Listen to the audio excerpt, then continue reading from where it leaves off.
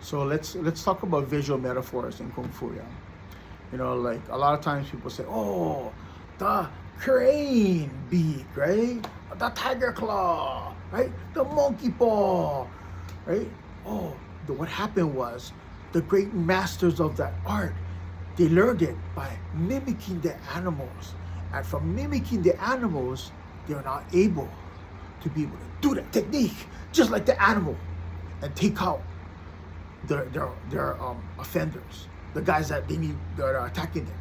They can use that technique against them.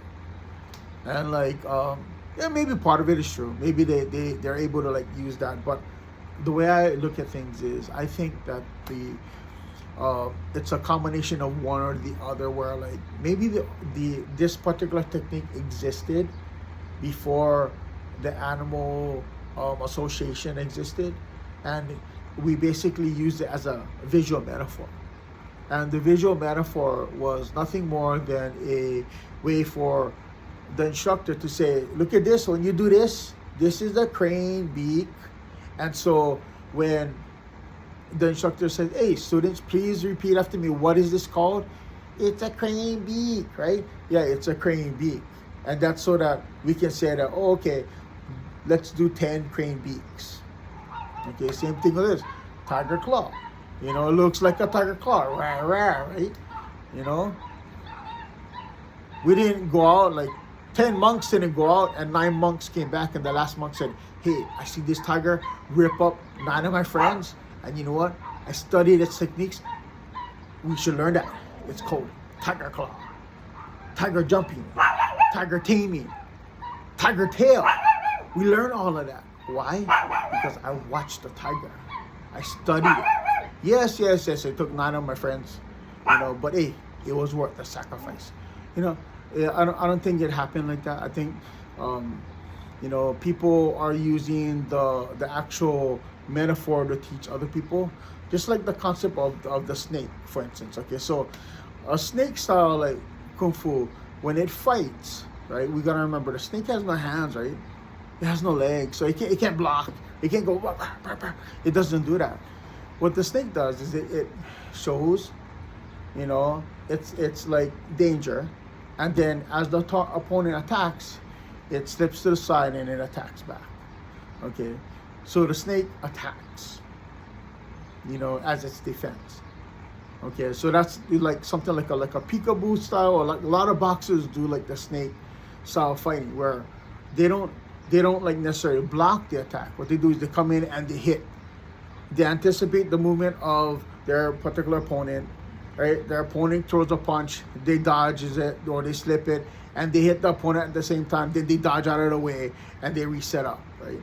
So that would be kind of like a snake attack, or like a snake style fighting. But like that's what we're saying, and then we take the principles of the snake and we say, well, in addition to that, the snake has poison, right? So it can hit certain areas of the body and create excess damage beyond the initial strike. Maybe if the Denmark technique really works as well as everybody think or hope it does, right? And then we also got the concept of the snake heals itself. It's representative of the chi, doing this kind of stuff, healing itself and that kind of stuff. And that's fine as well, okay? But let's remember that like visual metaphors are a form of communication, and just because you see something or you hear something, it sounds great. I mean, I love the story of like the monkey kung fu, where this guy got captured and he was put in a prison cell, and during his time in prison he was able to study the monkeys every day and be able to develop the style to the point that it was awesome. And maybe it's true, okay, but I'm guessing that if it is true, that guy started off with some type of core knowledge himself, and then he was able to apply the concepts that he's seen the monkeys do, and then he was able to like associate some type of visual metaphor, saying, oh, this looks like a monkey paw, like a strike, whatever.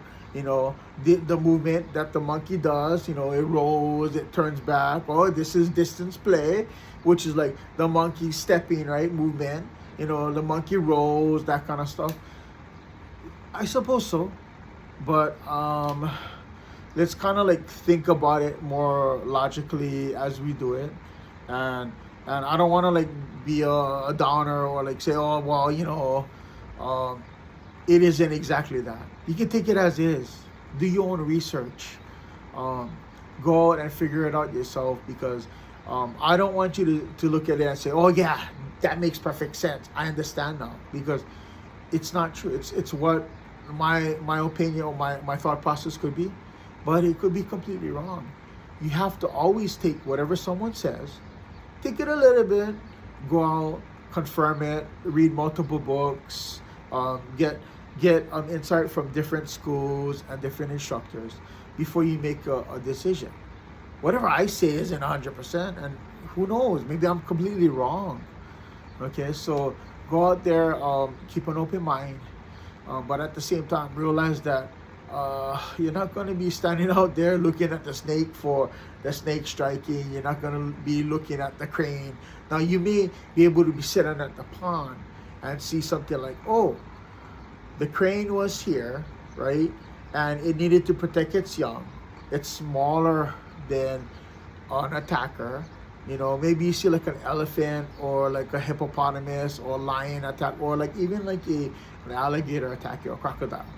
And the snake, instead of running away, it jumped up a certain way and it attacked, and it did a certain type of movement. Then you can visualize and say, oh, so basically the crane did something like a misdirect. He did like a false opening, or she did like a false opening, and then she capitalized on that false opening by moving it around, right?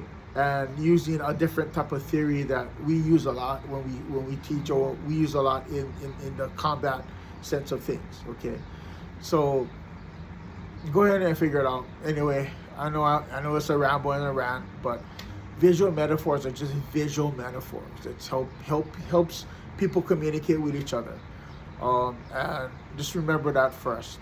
Then go out and learn from somewhere else.